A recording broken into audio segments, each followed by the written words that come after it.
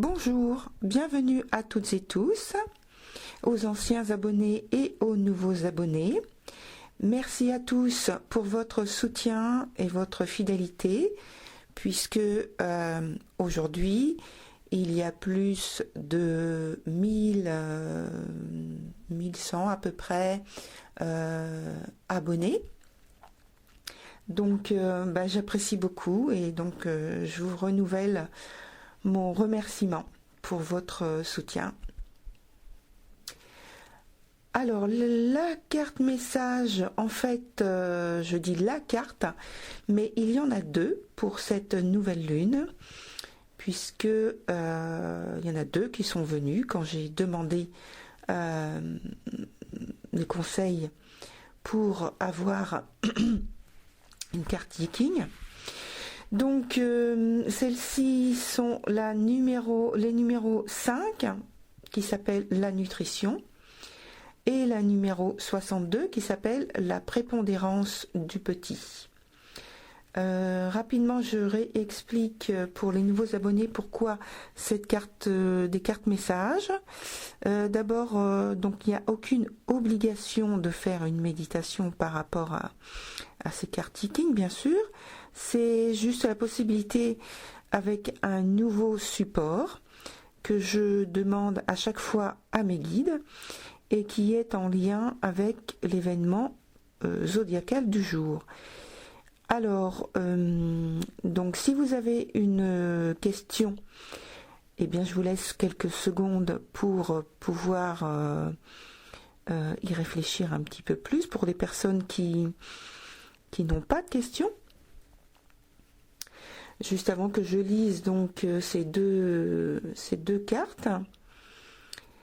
Et puis, comme au lieu d'en avoir une seule, il y en a deux, je mettrai sous la vidéo le temps pour les personnes qui ne souhaitent pas écouter la lecture de ces deux cartes Viking et passer directement à la chronique. Voilà, donc la carte Viking, je pense que vous savez comment ça fonctionne, le Viking en général. Donc il y a plusieurs niveaux de réponse. Donc la première, donc concernant ces cartes, c'est la réponse directe. Le deuxième niveau, c'est les conseils concernant cette question, sur la direction à prendre. Et puis le troisième niveau, c'est comment avancer et agir efficacement. Alors il faut prendre le niveau de réponse qui résonne le plus avec vous au moment où vous posez la question. Et puis sinon c'est vrai qu'il n'y a pas vraiment d'obligation de suivre cette règle-là. Vous pouvez prendre la carte dans sa globalité bien sûr. Alors j'y vais pour la lecture de la première carte qui s'appelle la nutrition, c'est la numéro 5. Le premier niveau, aller à la recherche des ressources vitales. Deuxième niveau, l'eau se trouve toujours dans les cieux et n'est pas encore tombée sur la terre. Les temps ne sont pas encore mûrs et vous devriez faire une pause avant de vous lancer dans l'action. Attendez et réfléchissez. Ne vous laissez pas influencer par des considérations égoïstes et ne vous en remettez pas à la seule chance pour avoir la victoire. Troisième niveau, ayez confiance en autrui et en vous-même. Le moment favorable viendra et vous traverserez votre problème sans effort, tel un bateau poussé par le vent.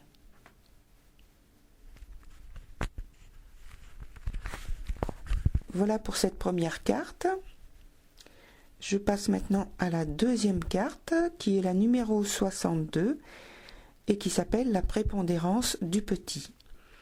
Donc le premier niveau est ne vous mettez pas en avant, n'entretenez pas de grandes choses. Le deuxième niveau, la puissance du tonnerre est assourdie par la montagne. Vos actes dépassent vos possibilités et cela vous conduira à l'impuissance. Il est temps d'accepter une tâche modeste, car cette modestie vous portera chance. Troisième niveau, il vaut mieux se prémunir contre une attaque surprise plutôt que de se précipiter et dépasser la mesure. Afficher votre supériorité ne peut que vous attirer des ennuis.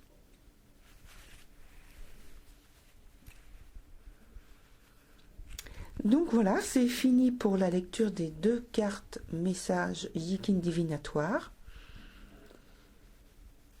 Donc une petite info supplémentaire, il y a 2 coupures au cours de la chronique, donc coupure musicale, 30 secondes.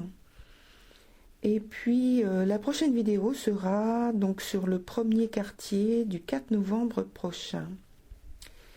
Voilà pour les infos. Et maintenant je passe à la chronique qui s'appelle Funambule.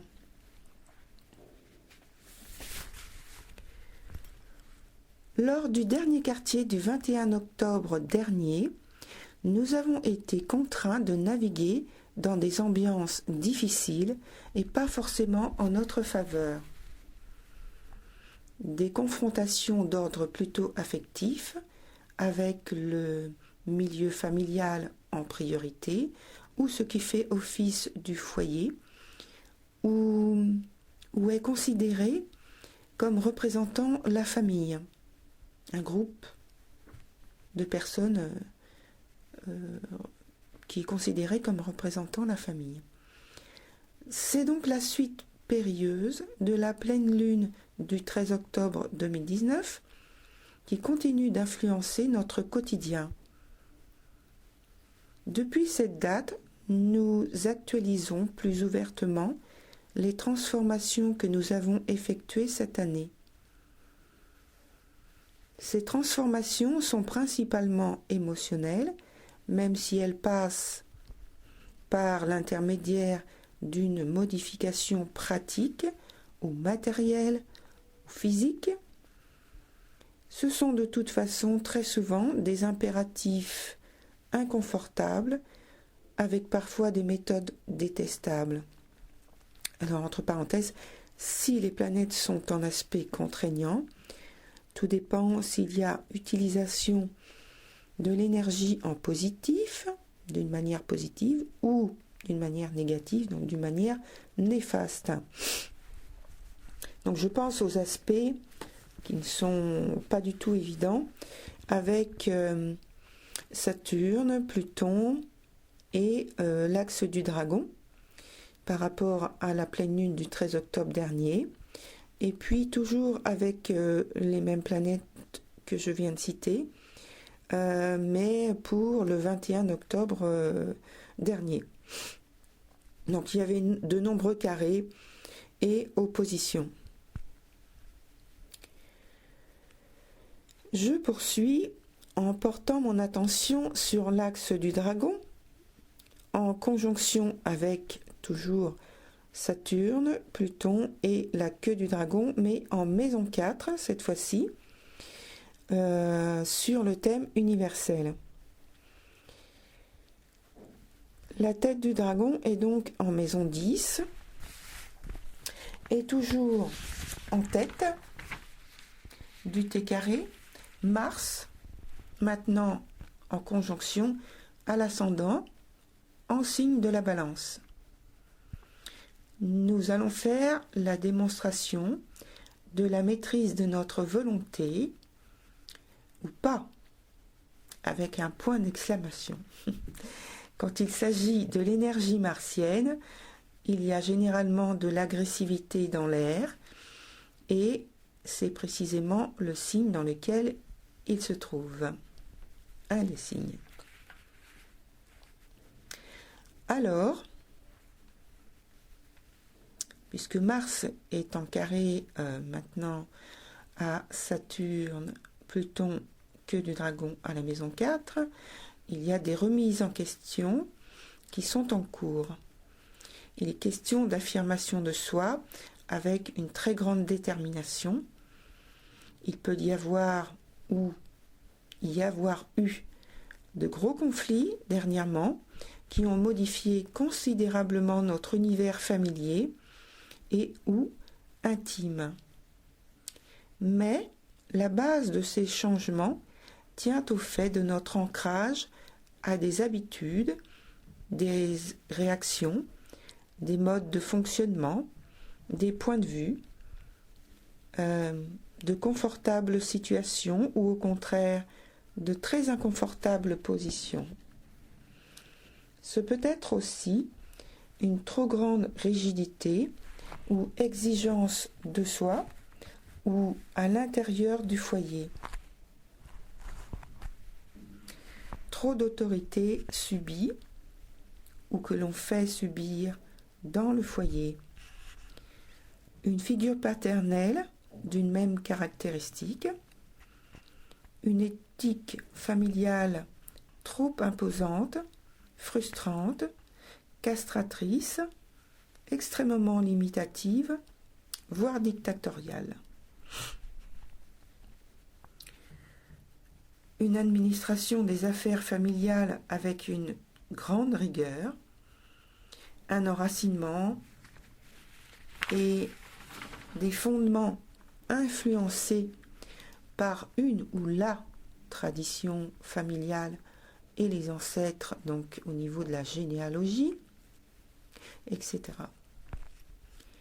Et avec le carré, c'est la volonté de rompre avec certaines habitudes, donc ou coutumes ou traditions, de s'écarter de certaines règles, de s'échapper du cadre familial jugé insupportable, de se désenclaver de l'autorité de quelqu'un ou d'un groupe, d'une société, d'un fonctionnement étouffant.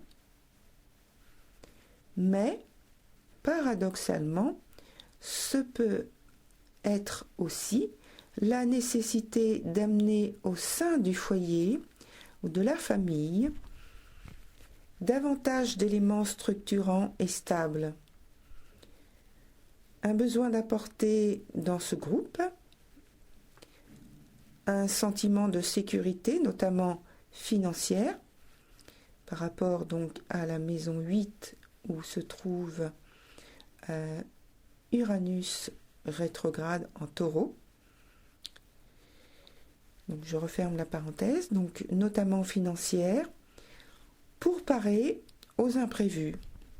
Donc les imprévus qui est représenté par Uranus, qui est imprévisible. Et en plus en maison 8. Ça peut être aussi un foyer que l'on construit petit à petit, ou la refondation des valeurs familiales. C'est de toute manière difficile de faire bouger ou édifier cet imposant système, ce socle.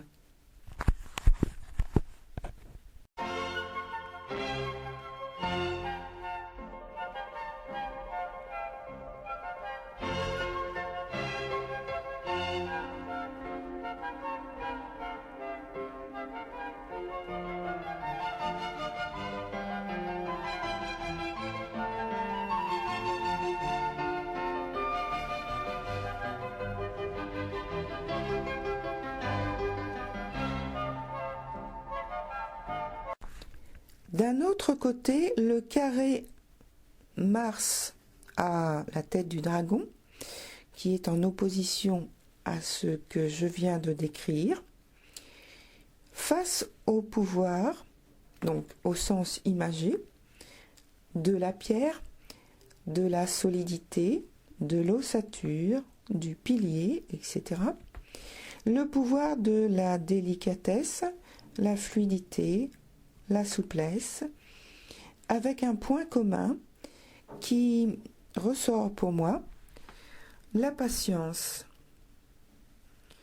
Ce qui s'édifie dans l'élément terre prend du temps, Et parallèlement, ce qui naît de l'élément eau s'élabore doucement sous l'attention vigilante de son créateur.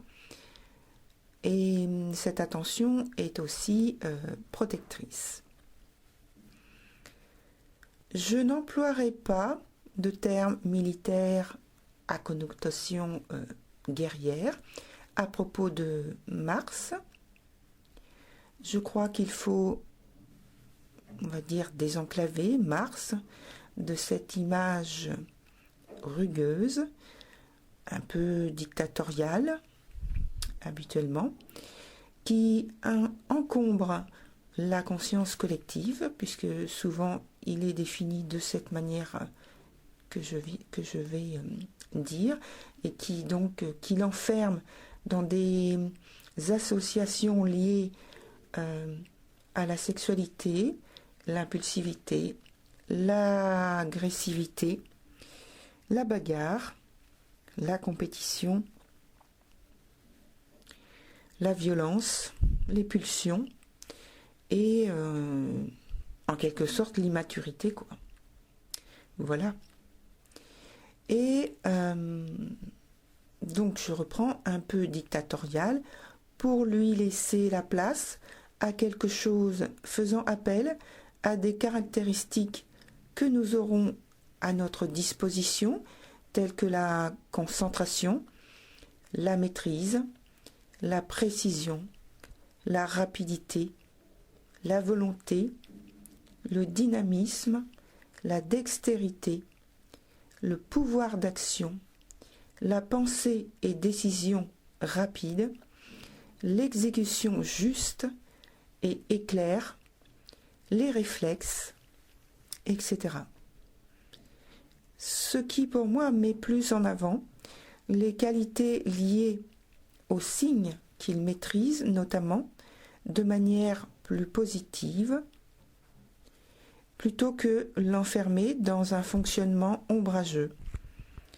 Ce qui voudra dire, au fond, que nous et les signes qui en dépendent sont principalement animés par ces tendances ombrageuses, donc. Ainsi, Mars en Balance et en maison 1 peut signifier que nous allons chercher à crever les apparences des différents scénarios qui se présentent à nous, et bien sûr en lien avec notre histoire personnelle, intime et collective, c'est-à-dire familiale. Nous allons sortir des costumes anciens que nous avions de nous présenter aux autres pour remettre en quelque sorte les ronds dans les ronds, les carrés dans les carrés, etc. Attention, avec les aspects carrés et oppositions tenues par des planètes fortes et dynamiques, nous pourrions avoir à jongler avec des ambiances lourdes. Nous allons, grâce ou à cause des carrés à Mars, excaver des situations non résolues. Entre parenthèses, toujours en lien avec nos proches, ou amis, ou famille, ou des personnes côtoyées régulièrement par le passé récent et lointain. Alors, fermez la parenthèse. Si nous ne le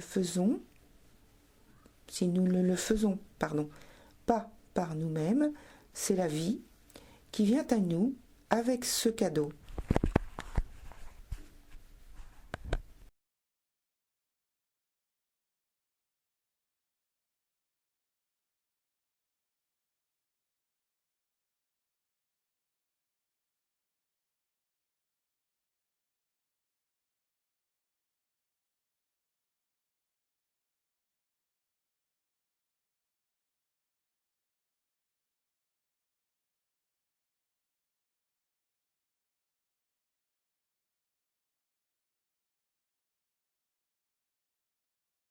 Pour beaucoup, la coupe déborde et le besoin, la nécessité de retrouver ou trouver un apaisement, un arrangement est devenu urgent.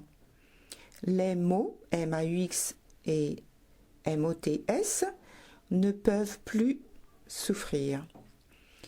Ils ont besoin d'être révélés pour que nous entamions un nouveau cycle. Il n'est pas obligatoire de se retrouver face aux autres pour fendre l'armure que nous avions peut-être forgée pour nous protéger. Ce peut être juste une décision, un discours intérieur plus incisif avec soi qui, en cette nouvelle lune, va transparaître et retentir plus ouvertement sur notre environnement extérieur. C'est un peu sur le mode « maintenant, il faudra faire avec ça ». Maintenant, il faudra me prendre de cette façon. Car il y a beaucoup de détermination en arrière-plan avec le Soleil et la Lune en opposition à Uranus qui est rétrograde.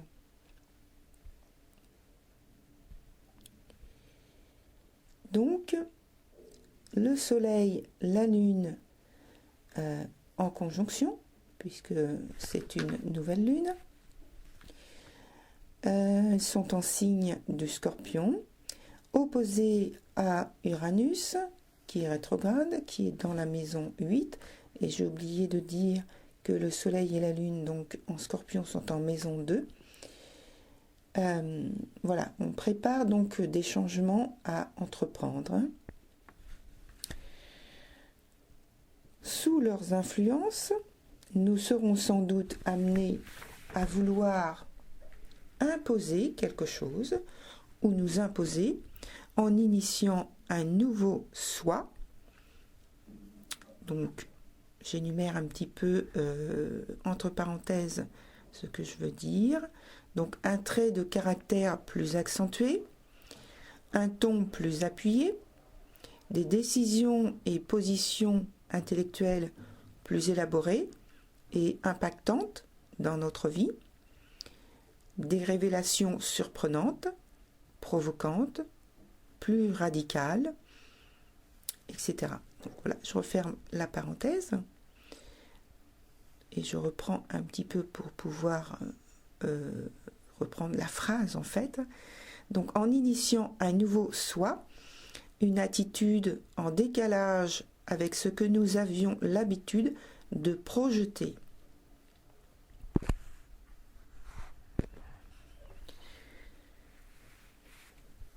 La conjonction Mercure-Vénus, également en Scorpion en maison 2, qui est trigone avec la Lune noire, apogée, et Neptune rétrograde en Poisson, en maison 6. C'est la confirmation que nous nous faisons du bien fondé de nos dernières décisions en lien avec nos expériences affectives et émotionnelles. C'est notre capacité à mieux aspecter notre disposition aux changements survenus et en cours. En ce début de cycle lunaire, il est important de bien clarifier pour nous-mêmes notre point de vue ou position par rapport à un contexte donné. Car viennent bientôt les carrés Vénus et Mercure, où nous devrons agir par une décision plus concrète. Donc c'est l'action qui va suivre la pensée, puisque pour l'instant, je pense, pour beaucoup, on est plus dans la pensée, dans la préparation de ce qu'on va faire, ou tenter de faire en tout cas. Si l'interpellation ne vient pas de nous, elle viendra à nous. Et cette position, cette décision, nous l'avons d'ores et déjà envisagée avec le trigone Lune noire Neptune à la tête du dragon, puisque les aspects trigone et sextile en lien avec la tête du dragon et la Lune noire et Neptune sont présents depuis de nombreuses semaines déjà. Il nous suffira de sonder nos aspirations les plus fortes en nous depuis plusieurs mois pour en connaître la teneur et l'approfondir.